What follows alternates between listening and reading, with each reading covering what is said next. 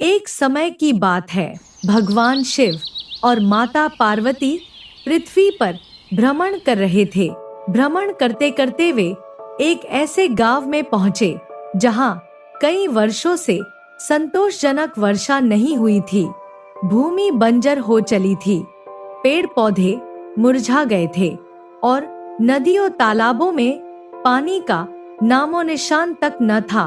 उस वीरान सी धरती पर एक अद्भुत दृश्य ने शिव पार्वती का ध्यान आकर्षित किया। उन्होंने देखा कि एक किसान अपने खेत में जल निकासी के लिए खाई खोद रहा था। शिवजी ने आश्चर्य से पूछा, हे भद्र, भूमि की दशा और वृक्षों की अवस्था देखकर प्रतीत होता है कि कई वर्षों से यहाँ पर्याप्त वर्षा नहीं हुई है। फिर भी तुम जल निकासी हेतु खाई क्यों खोद रहे हो? क्या यह श्रम व्यर्थ नहीं?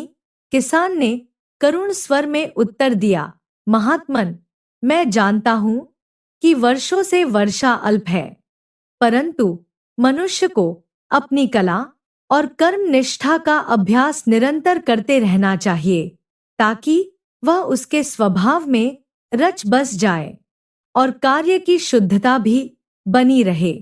माता पार्वती यह सुनकर मंद मंद मुस्कुराई और शिवजी से बोली, भगवन, आपने भी तो बहुत समय से शंखनाद नहीं किया, आपको भी अभ्यास अभी कर लेना चाहिए। शिवजी ने गंभीरता से कहा, देवी, आपने उचित स्मरण कराया। कला चाहे कितनी भी दिव्य क्यों न हो, अभ्यास के अभाव में उसका तेज मंद पड़ जाता है।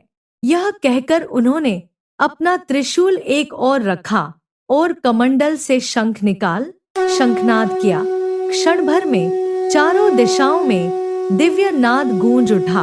वह नाद इतना प्रभावशाली था कि स्वर्गलोक तक उसकी तरंगे पहुंची।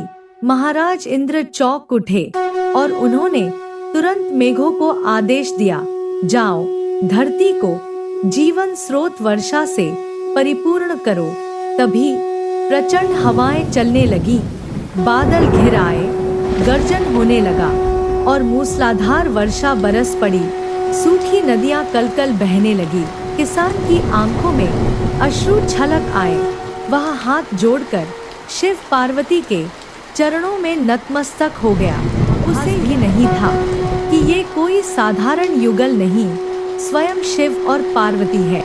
साथियों, जीवन में परिस्थितियां चाहे विपरीत हों, हमें अपने कर्म, अपनी साधना और अपने अभ्यास से विमुख नहीं होना चाहिए। अभ्यास ही मनुष्य की अमूल्य पूंजी है।